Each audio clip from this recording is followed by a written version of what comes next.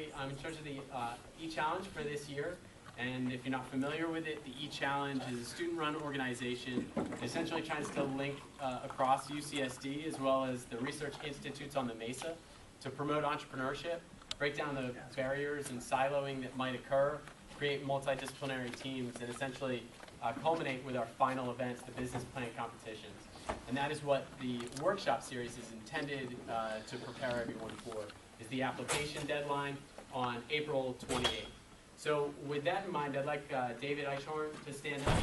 David is actually the director of the team development. So if you have any questions regarding the application process or anything else along those lines, David is the point of contact for all of that. He'll be coordinating directly with the teams that plan to apply. And then once you've applied during that whole application process, he'll be your point person for that. Second off, I'd like to bring up that that we are supporting Kill the Cup, which is a UCSD campaign to essentially not use any cups. So if you wanted coffee and you didn't want to burn your hands, it's because we're not providing any disposable cups. And that's true for the next 5 workshops that we're going to have right here. So if you want to drink some of the free beverages that are here, please bring a reusable cup. And that way you won't, you'll be supporting the Kill the Cup campaign. They have a flyer there and a website and a Facebook page, so you can like them and everything else. We'd also like to take a moment to thank our sponsor. We've got a sponsor for each one of our events, and for this one, it's Erwin Jacobs, who's an incredible sponsor throughout UCSD. He's also a huge sponsor of the Entrepreneur Challenge and has been for many years. So we appreciate, without the sponsors' support, we wouldn't be able to provide the incredible prize packages that we have available to the finalists that come through our competition. So before we push on, one last thing is that the Live Plan is the business planning software that really facilitates it and makes the application a whole lot easier. That's available to everybody that is registered. And we have a webinar that is now posted onto our YouTube page. David will email that out to everybody later on. So now on to the drawings. We have 2 books, and they're very applicable for tonight's discussion. The first is Business Model Generation, which some of you might have already bought, and some of you may have read a few times. And the other is The Lean Startup by Eric Ries. The Lean Startup actually references Intuit, and Bennett will talk about how that was related to the work that he does at Intuit on a very regular basis. But that whole concept of developing a business model, getting into customers very quickly, is very pronounced in Lean Startup and has really redefined the community. So the way that we're going to give this away is based on when you registered, and we'll change it up each week. But first registers will be the first winners. So is anyone from Grohl Techs here? All right, next in line. Foodie? Nope. Ultimate Produce? Nope. Dicom? Nope. Past Tracks? Brian? No Brian? I know he was planning on it. Freshima? Nope. No Freshima. Furnify? There you go. All right. Furnify is the business model generation winner. The next one coming up, SaleShare. SaleShare, all right. Well, SaleShare wins the Lean Startup. For better. All right, without further ado, I'd like to introduce Bennett Blank again. He can discuss, he's going to go into detail about his experiences, but Bennett is an innovation leader at Intuit. And without further ado, please welcome Bennett Blank. All right, we're done. That was easy. So just real quick, I'll tell you a little bit about myself, what I do or try to do at Intuit.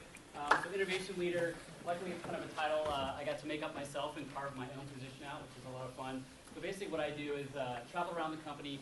I work with teams that are in early development on new ideas, so what we call H3, Horizon 3 revenue ideas at the company. I help coach those teams. I help them connect them to other resources throughout the company and hopefully get them sort of internally funded and then take them through the journey of hopefully actually getting to market. So it's kind of like an internal startup incubator inside the company. I get to teach. I get to do a lot of sharing war stories, that sort of thing. Prior to joining Intuit, my background's actually in design, so I'm a designer by trade. I was involved in a startup here that I founded in San Diego called Impact Engine, which was a web-based advertising startup. Worked a little bit at Active.com, which probably a lot of you know, local, well, not a startup anymore, it used to be a startup, before joining Intuit about 5 years ago. So I kind of have a crazy background. Hopefully all of that makes a little bit of sense as I tell you a little bit more about what we've been up to at Intuit. I'm going to talk about, I don't know, half an hour or so, then open it up to questions. Please, if you have questions as we're going, make this a little more interactive maybe than me just standing up here, because that's always kind of boring when I go to presentations and that happens. So stop me if you see something interesting, and we'll have a little bit of a dialogue. All right? So, I don't know how many of you are familiar with Intuit, but these are some of the products. Right now we've got, I don't know, 50-ish million customers across all these different products. So a pretty big company. We have our hands primarily in small business and consumer finance. These are really the places we play the most. We also have quite a bit of interest in payroll, payments, and we service accountants as well as banks. So a lot of back-end stuff as well. Big variety.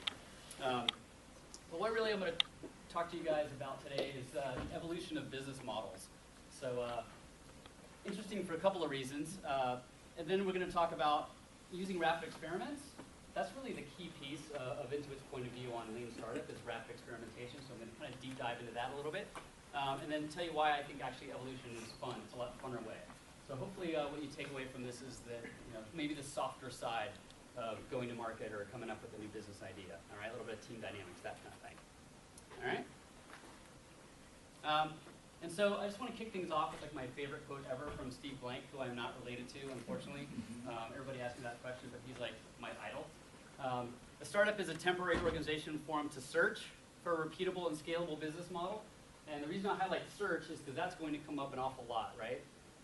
Because we usually start out in the wrong place and hopefully end up in a better place, which is a workable, scalable business model for those of you who are business model generation fans. But what this process really is all about is the search. That's the most important component of all of this content that you guys are going to see.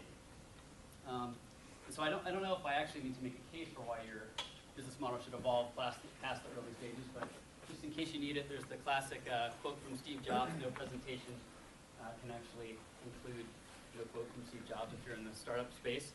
And so as you evolve that great idea, it changes, it grows, it never comes out like it starts. And that's really the whole point of lean startup, rapid experimentation, evolution, all these concepts kind of roll into the fact that you just don't know where you're going to end up when you start. So at the end of the day, you should kind of give up on that and just assume you're going to be wrong. You'll be much happier for it. With that in mind, let me just share with you a story from my days at Intuit. This has actually ended up being one of the tougher projects I worked on. It's called Quick Receipts. And the goal of Quick Receipts is digital receipts in the cloud. Basically, you're out there, you're shopping, you're running through the world and collecting all these financial paper trail. And Intuit is going to aggregate all these receipts, put them in one place. You can imagine that would be fantastic, right? Deliver ads against those things, provide intelligence to retailers, create a marketplace. Trust me, it was going to be awesome. We had the best laid plans. Executing the business model like a well-oiled machine. So have, 15 or 16 engineers working on this project. We had TurboTax level infrastructure in place to, we could process in the millions of receipts per minute. Big time partnerships with some major retailers, point of sale vendors, all this kind of stuff, right? We spent about a year working on this project. We did have some early customers, but then once we actually went to market and started executing our plan, we ran into a small issue. So actually no business there. So all of those early customers that took part in our beta program that said they were interested, major retailers like Best Buy, Home Depot, Target, all these guys, right? Once it came to actually the point in our journey where they had to sort of actually put up or shut up, start paying for some of the services we were providing them, start contributing to the development of this ecosystem and platform, they all went for the hills, right? And so that was terrible, as you can imagine. And so if a smart, well-resourced team, and we did have a killer pitch deck, by the way, does not ensure success, what actually does? Does anybody in here have like an awesome pitch deck for their presentation that's coming up for the E-Track? No? All right. Is that because you don't have one at all, or it's just not awesome, or what? What? Wow, okay. So there's another way to do it, and this is a story about SnapTax, which is actually in Eric's book, so he was referencing the Intuit story. The opposite of that, sort of prepping, getting everything ready, investing, and executing your plan, is to sort of follow a lightweight, what is now known as the lean startup approach. In this example here, SnapTax from TurboTax is a mobile application that allows you to do your taxes by taking a picture of your W-2. And the team that actually started this project was completely unfunded at Intuit. They were actually doing it in their unstructured time. They're actually literally told to stop doing this project and then ignored that advice and continued on, even though they were putting their job at risk. They actually were running about every 4 days. They were able to get in market with a new experiment with customers. They were running most of these experiments at local Starbucks by the Intuit office. Some of them were running them over the weekends at local check cashing stores. They were at this campus quite often, actually. All sorts of places around San Diego, just sort of getting their questions answered and building a case because they believe so strongly in the vision for this idea. The other interesting thing here is that, again, I mentioned that they're completely unfunded, but what they were able to do was put together a video on how this application might work and sort of accidentally leak it to some execs in the company that were maybe higher up in different places and actually build some momentum inside the company to the point where they actually thought that application was live in market, and the team started getting calls on, hey, how come the branding team hasn't approved the release of this application? And it took several weeks before they realized that it actually wasn't even in market and it was just an idea. So I really love that story because your investors are not just your financial investors, there's also those other constituencies who have to support you when you're creating your ideas. They're very important to get them involved early. And so the real point here is just we set out with quick receipts to kind of get it right the first time. I can tell you that there was many meetings where I actually thought, me personally, I was actually the product manager on the mobile application. I had the answer, and I had to walk in and present that answer as if it was going to be true. My counterpart at the time, the technical manager, also had the exact same point of view. Damn it, we know this is the way it's going to work. Trust us, our careers are on the line. There were some things that made us nervous, but you know what? At the end of the day, at some point you have to sort of show up, be confident this is the right direction to head, and kind of suck it up and go for it, right? Didn't work. It's much more painful when that doesn't work and you sort of put your personal credibility on the line. All of you are probably in the position where you're going to have to go out and sort of pitch to investors and hopefully build some goodwill for yourself as a founding partner and your idea. I can just tell you that, and I'll talk about why that's important in a second, it's very difficult to do that when you actually are pretty certain you don't actually have all the right answers. This TurboTax team, what was great about what they were doing is they actually admitted that they have no idea whether or not the application is actually going to work. It has quite a bit of OCR technology that simply didn't work when they started. They had quite a bit of business model. They weren't sure if they were going to charge in the store, if they were going to deliver people to existing TurboTax products. They really had no idea how they were going to generate revenue. And actually at the time, Intuit didn't even have an account with the Apple App Store. So there was no way for us to actually collect revenue from this application. There was a million things that they didn't have going for them. The one thing they did have going for them was the attitude that they didn't actually have the answers. And that's really important. Excuse me. And so just points here. Your plan is an educated best guess, so you'll all have business plans at some point. But if you keep in mind that that's really all it is, it's a starting point, then actually you'll be in a much better position when you get into market and find out that maybe the best laid plans weren't exactly true.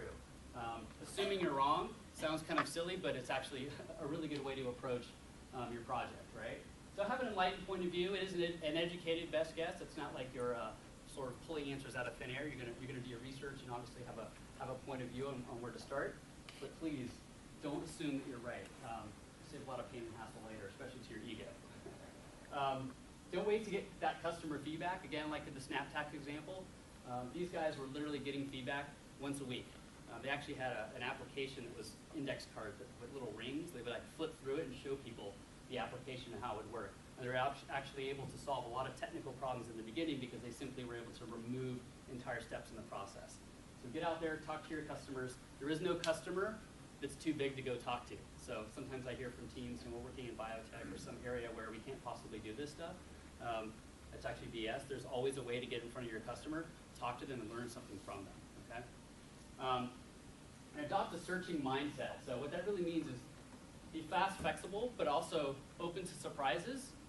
And again, going back to being humble and assuming that you have a lot to learn from the market. Okay, that's going to get you a long way. And then the point here too is successful business models evolve over time. The chances of you getting it right out of the gate are pretty small unless you're implementing a business model that maybe is already established or somebody already knows, that kind of thing. And even then, the chances of you knowing all the information that the company knows that started that business model, the first ones to put it in market, is pretty slim. So please, evolve your business model. Don't go with where you started. And so, any questions? Am I going too fast? You guys are like quieter than I thought. Nobody says, bullshit, that's not going to work. All right. I'll keep going. All right, so how do we evolve? This is actually what at Intuit we call our #1 core competency, is the ability to run behavioral experiments with real customers at any time. And what that means for us is every product has inside the architecture for that product, we've built in the ability to actually run these real behavioral experiments. And that might mean fake buttons. That might be as simple as a tab that somebody can click that goes to a coming soon page. It might be fake product pages, landing pages, all these things that you kind of hear about in startup lore. We've actually built that into the capability of our products from the get-go. But what the point really is not to experiment for the sake of doing it. It's actually to learn. So the #1 output from the Lean Startup, if you guys are Lean Startup fans, from the Lean Startup loop, right, the build, measure, learn loop, is learn. It's the most important piece. And the reason we do that is it actually helps you reduce the risk associated with your business model. So although you may, even those who are executing a known business model, there's still a tremendous amount of risk in that business model. If it's a new business model, then obviously there's a huge amount of risk in that model. Does the customer even exist? How do you reach them? All those things that make a working business model. When you're starting out in an unknown space, they're really all entirely unknown. Experiments can actually help you dramatically reduce the risk. Yeah? So as far as war stories, have you had smaller projects that just got destroyed with this quick experimentation? Or not destroyed necessarily. Yeah. Well, so this is the evolution part, right? So what happens is your first stab at it doesn't work, and so you have two choices. You shut it down and move on, try to go pick a different winner, or you can take the learning from that experiment and apply it to a changing course, right? So what Eric and crew might call a pivot or a changing direction, right? So yes, most of them don't survive the first, as Steve would say, the first impact with customers. But the whole point there is to actually learn from them and change direction. Right? I've actually never had a huge win at Intuit on 12 projects that I worked on. They were all. So trust me, I know the process, but maybe don't trust my outcome. Right? All right. So the other second piece here is learn how to operate your business efficiently, right? So by running lightweight experiments, you actually start to find the inefficiencies and what you think is going to be the way you're going to deliver the value to the customer ultimately. One of the great examples I use from SnapTax is the OCR engine they were planning to use to actually render the W-2 was going to be built into the phone. They ran into all sorts of technical problems with building it into the phone. They ended up going with a cloud-based solution so they could iterate faster. And they actually wouldn't have figured that out if they hadn't done some early experimentation. And so you can imagine they would have spent all this effort building it into the phone and then only later found out that that wasn't going to work, and then they would have to refactor their entire code base in order to take that feature back out. It's a crucial feature. You also learn all sorts of little things about how much is it going to potentially cost for me to deliver this solution, what channels might or might not work, all those things on the sort of business operations side. You can use experiments to tease out some data there as well. And then discover how to grow. So once you've actually found something that loosely works and you're kind of, if you're using the canvas, you've kind of got a thumbs up in all the boxes in the business model canvas, you can start experimenting with specific boxes that you think are going to be levers for growth. So then you might change up what's in your, for example, your channel box. Again, if you guys don't know the canvas, you'll know it eventually. But you might change the way that the business actually operates to see if you can't get scale or get changes in certain components of the business model. And then ultimately what we're doing is actually changing opinions into facts. And so, although we'd like to all be correct out of the gate, we really just have a bunch of opinions and sort of ideas on what we think our business model is gonna actually work. We can actually use experiments to create real data, hopefully data that encourages us to head the direction we're heading, but if not, you actually have just as much data to suggest that you should shut it down. So your question about, this isn't working, it's actually getting a false positive or a false negative. They're just as dangerous. Otherwise, you're allocating resources to something that's not ultimately going to be successful. And ironically enough, sometimes it's actually harder to generate a case for shutting down a line of work. Certainly at a big company, because there's, people are now resourced. Maybe there's even a revenue stacked against us for next year, and you've got to make a case now that actually we should shut this down. Having that evidence and the facts is actually really important in both cases. So then, of course, it also informs our decisions. So as we make decisions, if they're based on customer behavior especially, and not just, again, the designer arguing with the marketer over what tagline is going to convert, or how many pages should be in a sign-up flow, those sort of simple things, or even more fundamental questions like, does somebody want to pay over time, or did they want to pay up front? These sort of things you can actually start to at least get a little bit of guiding light by running some lightweight experiments. This is the quick receipts example, customer words from behavior. So customers will often tell you, yes, that looks awesome, my cousin will love it. At the end of the day, they don't buy, I don't care, right? So you actually start to tease out behavior from what they'll say to him. And then, again, trust me, you're going to have to evolve. And so, just want to show you guys a couple of other examples. This one here over on the right is a team that in about 48 hours disproved a business model that Intuit had sort of kicked around for 3 years. And so they went out on the streets of Palo Alto and tried to get small businesses to pay for data from customers who had been shopping at their store. And they got one or two, but ultimately, most were not necessarily interested in the offering that this team had put together. The way they did that was actually, they had a CD-ROM, and they said, we've got a CD here with all of the people that have been shopping at your store for the past 6 months. We'd love to give it to you for only $49. What do you think? And they all said, we don't care. Turned out the CD was actually, I think, like Journey's Greatest Hits or something from somebody's car. But they were able to, what they were really doing is answering an internal argument on the team. Because half the team thought this was a great idea and they should head this direction. The other team said, oh, this is BS, nobody wants it. And so they actually used the data to prove that this is actually something we should not continue pursuing.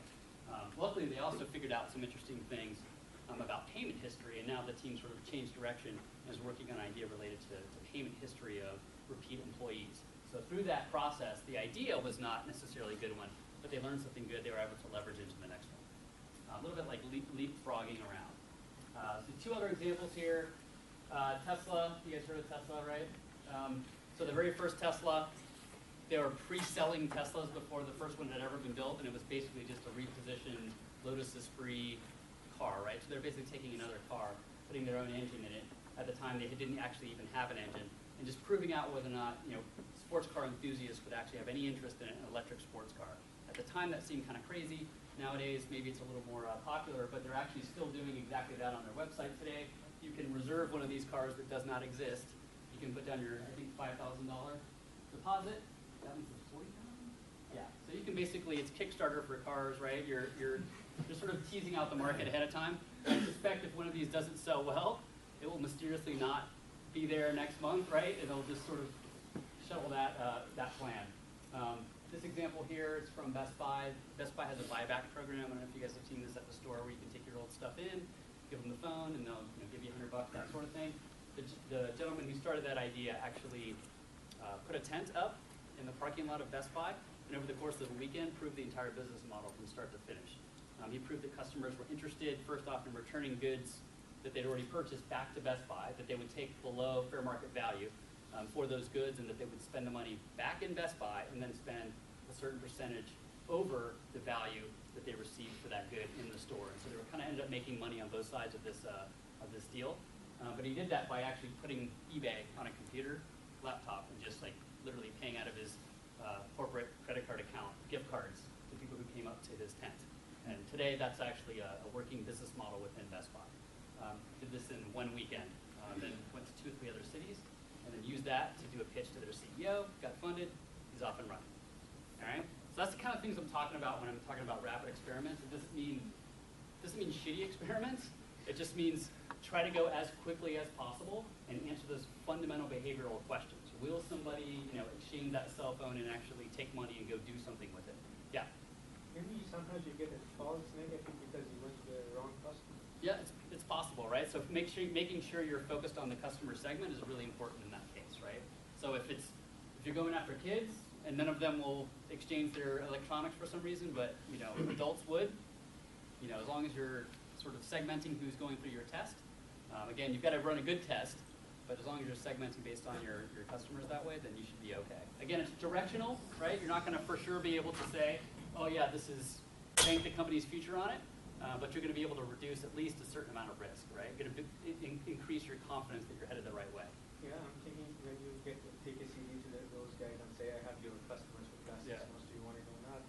First of all, the guy may panic and how did you get my customers? Right. And, Which they did. Yeah.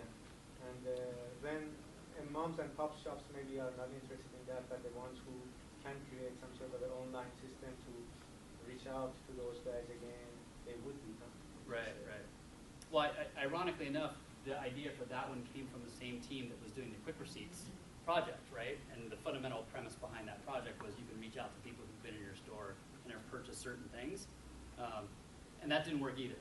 So that's exactly our point, right? You just don't know. You have to try all these things. So we found that both of those didn't work. So I'm saying maybe before that you need another study that what is the right type of customer that you are designing this for? Yeah, possibly. Possibly you're right. So again, it doesn't replace pre-research. It's not going to replace doing your design research ahead of time. It's not going to replace your insight that drives you to maybe it's this customer segment. But wherever you start, just assume that's not going to be the place where you end up and you'll be much happier. Good question, thanks. Any other questions? I'm just going to keep rolling. There's like a million stories in lean startup lore. Yeah. Hey, it's your experience at Intuit with, just with what you went through, how many iterations of the business model did you go through before actually materializing like a minimum viable product? So in the Quick Receipts example, it was one. It took a year and lots of money, we'll leave it at that, to develop. In the SnapTax, it was the opposite, right? So we actually, I wouldn't say business model necessarily in that case. We didn't even get to business model before we were actually getting through whether or not, in I guess lean startup world, we found some product market fit. But we were, 12, 13, 14 before they sort of knew that, okay, people would actually take a picture and trust the results of that scan, which was sort of the crucial piece to that business actually working. So quite a few. You're not going to get the answer from one, right? It's a little bit like triangulating your way. You need to do 3 or 4 or 5 different ones. It's a little bit of the art part of it, right? Like at what point do you kind of let go? Does that kind of answer your question? Yeah, absolutely. Cool. All right. Any other questions? You guys can ask. Cool. All right. So, just a quick slide here on the little bit of a continuum of rapid experimentation. And the reason this is important is because I'm assuming some of the business models you guys are working on, again, are relatively known. And so they end up being kind of down here in the sustaining innovation experience, meaning there's a lot of knowledge in that area already. And you're going to run different types of optimization experiments here, and you're probably going to need to run more experiments with more people in order to get a good data set, in order to make some good decisions. So kind of to your question, down here you'd be running many more experiments with higher degree of rigor and fidelity to get a real pulse, because it's going to take a lot of information to change your point of view. Whereas when you're kind of in this new to the world, not a lot of knowledge in this space, it's highly disruptive. You're really running experiments just to discover. Talking to 5 people is going to dramatically reduce your risk up here, whereas down here it's not going to help you at all. And so as you're thinking about your ideas, think about where they fall on the spectrum, and then you can sort of start to think about the types of experiments that you'll need to run to actually reduce the risk for that idea. And then all of that actually turns into a story that you're going to create for your investors. And the investors often are you and your teammates first. Second, venture guys, anybody else you want to bring to the table financially. And then ultimately your customers, right? And so this is just a picture here of Brian Crofts. He's a product manager at Intuit. This is Intuit's founder, Scott Cook. Brian's actually telling a story, all these sort of things on the wall are all the artifacts from his experiments, and he's walking our founder through the journey that he went on. Notice there's no PowerPoint here. It's all about storytelling and trying to build a case. It's almost like you're going to court, right? And so you want to build that evidence that suggests that whatever recommendation you're making at the end, whether it's shut it down or continue, actually has some really good customer data and experimental type of data that was produced in order to make that decision, because ultimately those are the guys that you're going to have to convince to either come on board or shut it down. So it's in service to telling the story and making better decisions. It's not just for the sake of kind of going out there and having some startup fun, although that's fun too. It is in service to making better decisions. And then how that kind of looks in the real world is on top is sort of the example of quick receipts and making what we used to call politics in PowerPoint and Intuit, which is we all sit around for 6 months, argue over the market size and like all this bullshit stuff that actually doesn't matter. Well, I shouldn't say that, it just doesn't matter. It doesn't matter as much as getting out in front of customers early and finding out whether or not they actually care about your solution.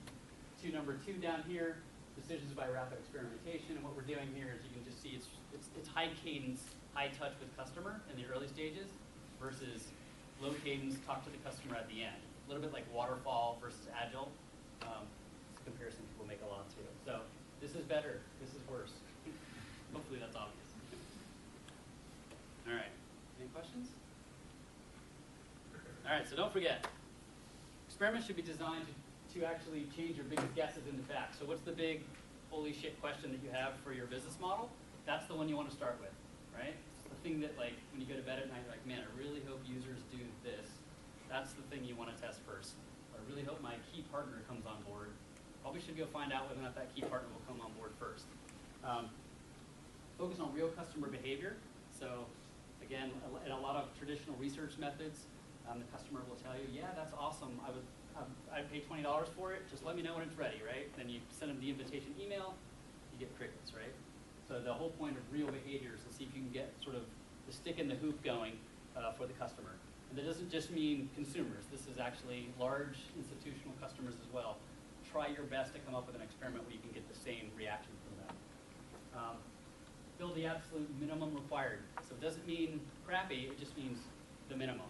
Okay, so the MVP has to actually be viable. So the minimum viable product has to actually be believable. It has to be real enough that your customer is going to give you a real reaction. But don't build any more than that, especially from an engineering perspective. This may be a little bit the bias from Intuit, but oftentimes engineering teams build out this giant infrastructure for something that might not even exist. And even then, the front end might change enough that the back end has to actually catch up. And so you don't want to invest all that time before you actually have a case for it. Number 4, pulling insight from success and failure. Savor the surprises is a sort of a phrase we have it Intuit. Again, sometimes teams go out there and with a validation mindset, and so you hear what you want to hear. But actually, the surprises that are counter to your point of view are actually more valuable. You can ignore them and sort of set them aside. That's okay, but keep an eye out for them because often that's where the real opportunities lie. Sometimes customers will tell you, you know, I kind of like that quick receipts thing, but boy, if you had a social e-commerce thing that gave me a discount when I got my friends together to buy some products at local vendors, boy, that would be great. And teams ignore that, and then Groupon runs off and does it into a good game. All right, and then you never stop. So it doesn't actually ever end. This is another important point. People always ask me, well, when can I stop experimenting? You can't. It's actually continuous experimentation. It's just what will happen is you sort of move from the unknown space to the known space, and then you're experimenting to optimize versus experimenting to discover. But that's a good thing, good place to be because that means you're growing your business. So, what is the difference between evolving a business model and evolving a product? Well, so our point of view is that the product is the most important piece of the business model. There are other pieces of the business model that are important, but ultimately you have to have something that is of value to your customer. And so start there. And if it seems like you've got a product that does provide value to your customer, then you can kind of move on to the other pieces of the overall business model, like how might I charge for it, what amount, how do I deliver it at a profit, things like that. So in the business model canvas world, it's kind of moving from the opposite direction, moving from right to left. Any other questions? Yeah? Is it a correct assumption to suppose that if your end user is different than your sort of decision maker, your influencer, that you would probably end up needing to go through more business models and therefore need to budget more? Do you end up budgeting more for projects that have different end users and decision makers? I was like, you mean like multi-sided market kind of stuff, or do you mean like literally there's just a chain of? I would actually say literally, yeah, there's a chain. Okay. I don't know if I would budget more per se. I would just try to figure out a way to get in front of that decision maker. If there's a gatekeeper or whatnot, I would try my best to get around them as best I could. I would assume that it would take a little bit longer, maybe some different experiments, but you'd have to figure out actually whether or not it's worth trying to convince that gatekeeper to take you up to Zeus, or if there's a way to actually go around, right? Gatekeepers are really annoying. Is anybody else running into that with like institutional big customers? Yes. All right, one hand. It's a pain in the ass. So a couple of interesting experiments to try to get that person to do what you want, the behavioral again, try to get them to do what you want them to do. I would invest a little bit of time there if there's no way to get to, to get around them. But yeah, it does take more time and budget a little bit more resources there. All right. Any other questions? Who runs this experiment? Is it a special team that made up some psychologists with essential survey forms, or just the normal engineers do something like that? No, it's actually normal engineers. So I run a class on rapid experimentation into it. I've taught almost 1,200 employees out of our 8,000 employees on this process. So it's a huge percentage of the company, and frankly, not everybody's great at it. And there's 2 PhD behavioral economists at the company that kind of float around and help too. But actually, rough back of the napkin, sort of seat of your pants experiments are actually pretty good. The reason I'm asking is because usually engineers are the worst people to do these kind of things. I am an engineer myself. And I'm glad you'll admit that. yes, and the survey questions should be usually arranged in such a way that they ask the same question in a different ways multiple times to see really if the guy is getting, and also separating, as you said, the say and do behavior stuff. And usually engineers are not good at it. They just come back with a number or series of numbers and says, out of 10 people I ask, 8 people say this, therefore let's do that. Yeah, so that's why it's important to measure behavior. If you've got a survey, in fact, one of our little tools we have internally says no surveys ever, ever. You can never ask people what they think about your solution. They just can't tell you. There's no way for me to envision how I might use it in the future. It just isn't going to work. And so that's why behavior is more powerful, because then you don't ask them, would you do this? You see, would they actually do it? And actually, engineering folks are the first to usually come on board and say, ooh, I can engineer a test this way. It won't be production-ready code, but what if we come up with this little sort of fake-o application and test out the behavior? Let's put that in market and see if anybody adopts it. So don't run surveys, run experiments. All right, just a few more minutes here. So this is my favorite part. Evolution is actually a lot more fun. So it really sucks, again, to go out there and think that you're right and be proven over and over again that you're actually not as smart as you thought you were. That's kind of the story of my life. This way is a lot better because you actually embrace the fact that you don't know as much as you think you do, and you can actually iterate your way to the right answer. Much better place to be, trust me. So these are some of the teams at Intuit. SnapTax there, TextWeb and Fasal are 2 different products we have. The red on the bottom there is the amount spent on the project to users that you get. And if you're an entrepreneur, getting users is like the holy grail. That's what you love to do. You love to see your ticker go up. I've got customers. They're using it. They're using it in the way that I think they would have used it. And they're telling me new ways they might use it. This is exciting, and I love this. I get up in the morning for that every day. That's what happens on this side. This is actually quick receipts. Okay, 0. Not cool at all. These are some other internal projects which do not have names by them to protect the innocent. But at the end of the day, like, startups are hard work. So, I mean, admitting you didn't know all the answers is very liberating. And knowing you have a way to get the answers is very empowering, okay? So suck it up, you don't know as much as you think you do. Go out and test it. And then teams without a vision can't pivot. So I didn't talk about this too much, but actually if you have kind of a vision for what your product is hoping to solve for the customer, then you can run your experiments underneath that vision. And if it turns out that your idea or original implementation actually doesn't work, it's real easy to then say, oh, that didn't work. Let's move on to the next one. As long as I'm out there to save the world, that didn't work. Let me try something else, right? It's really important. And another reason why that's important is it actually can sustain you when times get tough, right? So when you get that pushback from your customers 3, 4, or 5 times that don't like that, nope, don't like that either, no thanks. Some investors might turn you down. Maybe your family starts to ask you some weird questions about why you keep working away in the basement on this idea. Go back to that vision. It's a good way to ground yourself. And then this is the coolest part. Experimentation is sort of hardwired into our DNA. I mean, when we were kids, it was all about how far can I jump farther than the next guy? Can I make it across the pond? That kind of thing. Once you get going and once you kind of get used to it, it's actually, again, it's really empowering, but it's actually a hell of a lot of fun. And it's actually more effective too. And it actually ends a lot of this like just taking some action and trying new things beats the internal, I think it's this, I think it's that, the conflict that happens on teams all the time. I'm sure you guys are sort of forming these teams that are, you guys maybe didn't even know each other before this program and you have strong opinions on which way to go. Use experiments to kind of cut through the BS. And if you run into those points in time where you have varying opinions on what to do, the answer is always go run an experiment. All right, and then final thoughts. Adopt the searcher's mindset. So keep that in mind. You're searching, you're not executing. So wear that hat. That's my nod to Steve Blank. Create a bold vision to get you excited and sustain you through the tough times. Run experiments. That's the #1 thing. Run experiments, run experiments, run experiments. And then good luck. All right, that's it.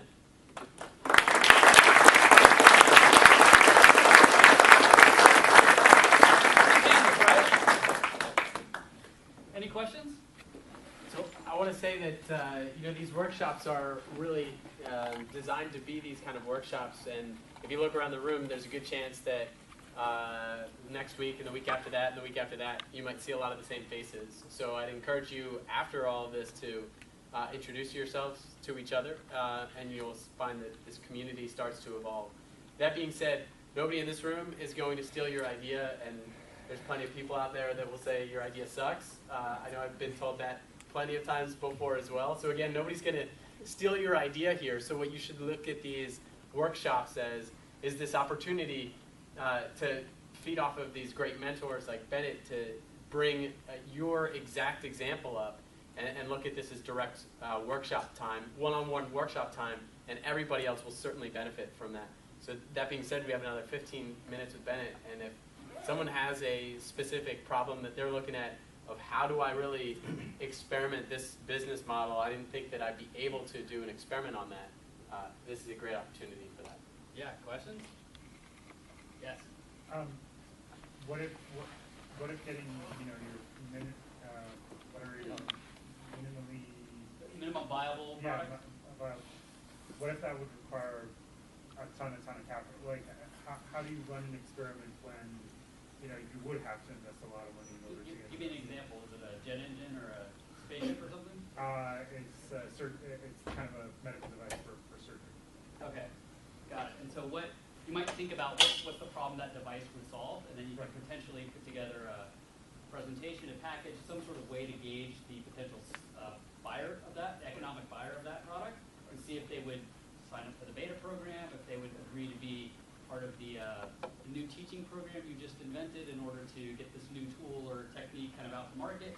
And if they respond and kind of lean into that and say, oh yeah, we have to have that. We have to be on the limited 10 hospital beta list to be a part of this thing, then you know you're kind of headed the right way, even though you might not necessarily have it. If they kind of say, let me know when it's done, I would start to question. You get that answer from 10 hospitals, I would start to question whether or not there's a compelling problem you're solving. I brought up the spaceship and car thing because those guys actually do that. So. When you're doing the experiments using software, how long do you keep the experiment running before you sort of pick a winner of like a challenge, or like do you A/B or? Yeah, so it depends on the type of experiment, where you are on that continuum that I was showing. It could be half a day, like the picture I showed, for the ones that are brand new to the world. Just a little pulse of market will actually give you some good direction. If it's something that you're going to need a little more volume, or it's a little bit more known, and you're trying to change something specifically from A to B, then you might have to get in the thousands of web views or something like that, like a landing page tagline, that kind of thing. Probably in the hundreds to thousands, depending on the volume of traffic that you're getting. It's got to be believable by you and the team at the end of the day. So that's really the litmus test. If you you actually believe the answer here. If you don't, then run it a little bit longer until 4 or 5 times now you're getting the same thing. Probably should either let it go or invest in it. It's a little bit of the art of it, right? So it's not exact. I want to emphasize on this fact that running experiment is not just very trivial. There are methods how Yes. to create experiments correctly. Otherwise, again, you may get the false Yeah, information. absolutely. And I'm definitely not suggesting that, if you know how to do this stuff or you want to sort of dig deep on experimentation best practices, you should ignore that. I'm just hoping that people don't think, oh, I can't do this because I'm not a trained PhD in psychology or behavioral economics or any of this sort of stuff, right? Even a rough answer will get you something back. So, yeah. In your experience with teams, different team members will have different investments in whether this experiment or this idea will work or not work. Right. What's been your experience in that evolution moment when one person wants to carry it 4 or 5 times more and one person wants to just cut it and move on to the next thought? Right. How do you handle that? So there's actually 2 answers. One is, in the event that you've got team members who actually don't believe this is a good idea, again, in a corporation, you have that a lot where you have engineers assigned to your project and they're kind of rolling their eyes, kind of coding away, and this is never going to work, this sort of thing. That's never happened, right? Okay. That's different than maybe a motivation thing, right? But in the sort of are they bought in kind of way, the experiments actually really help because it proves that actually customers are interested in this. Guys, we just ran this experiment. We've got actually quite a few more people than we thought to kind of lean in and show some interest. Isn't that exciting? And most of the time, people kind of go, yeah, you're right, that was weird. I thought nobody would show up to this stupid thing, but I got 10 people. Wow, that's pretty amazing. Let's see if we can make that 20. Let's see if we can make it 100. It's a really great way to kind of build, investment, I guess, mind share on the team around what you're actually solving for. If those people are sort of pulling away, you might just ask them, well, what would it take to get you excited about this? Well, I would need to see this happen. Great, let's create that experiment, see if we can get that thing to happen. If that's what it's going to take to get you excited, let's just start there. Solving for team member happiness is actually not a bad thing, as long as it's loosely aligned with the project goals too. And I say loosely aligned because your startup team is all you got. So yeah, I don't know if that was helpful. Go back here and then I'll jump up here. Just following that thought, can you kind of lean into discussing how you get stakeholders into the overall product design or the service design customer? In stakeholders, you mean like internal, like potential investors in it, or? Both them and the community that the product or service is going to serve. Those Okay. stakeholders too. Yeah. So the internal stakeholders are excited typically by evidence that suggests you're headed the right way. And so it's about creating evidence and showing different paths you've tried. And this didn't work, but this did. So now I believe you more because you tried a bunch of different things that didn't work and you found the one that did. That's a great way. We tried 5 things, they all sucked, but oh my gosh, this one we stumbled upon seems to be working. That's a great way to get people's sort of eyes to light up a little bit. As far as the community, you can actually ask them to engage in some co-development. Ask them what features would you like to see, or hey, be honest, we're in beta stage. We've only got a little bit of code on this specific piece of software. We're looking to do some other things. What do you guys think we should do? That sort of thing. Let me jump over here and I'll jump back. I'm wondering about that example you gave about the picture, of that project. Yep.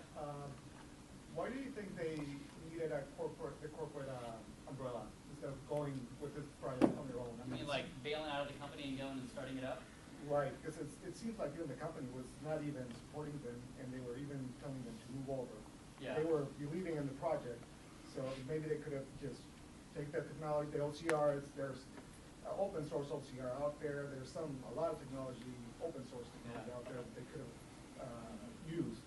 I'm wondering why they decided to go with the umbrella. Maybe they needed the big Intuit financial support to keep on going, or what is your intuition in that regard? Yeah, so I can't answer for the team, Sure. but I suspect their tolerance for risk is lower than most of the people in this room, and so not everybody wants to be an entrepreneur.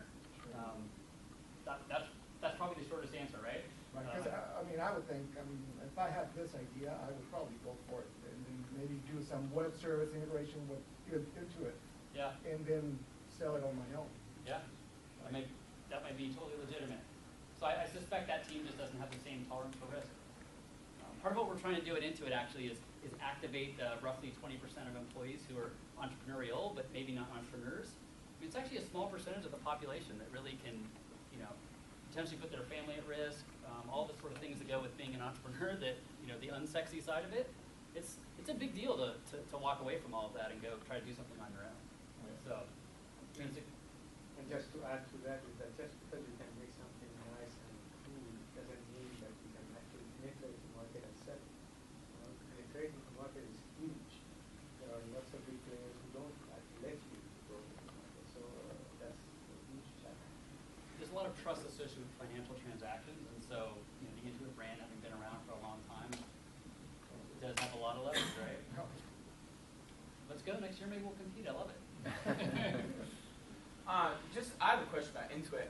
It seems like most of what you've talked about has been internal projects. How often does Intuit go and like pick up external projects? Do you guys have like a group looking for people who are like trying to Like acquisitions, that kind of thing? that kind of stuff. Yeah, there are some acquisitions. In fact, most of our growth prior to about 3 years ago was from acquisitions.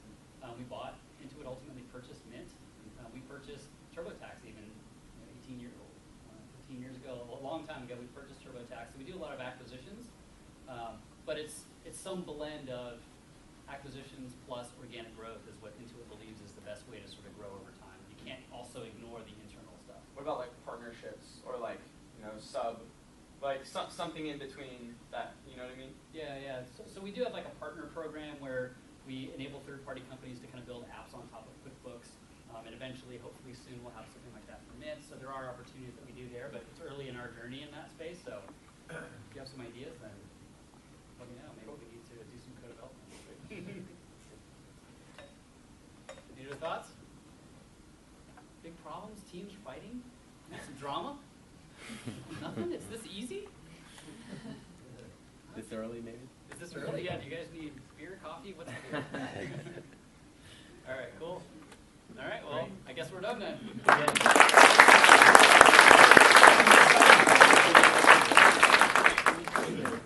I'll hang around for a couple minutes too if you guys want to, if anyone wants to chat, maybe didn't want to let the secrets out, then come talk to me.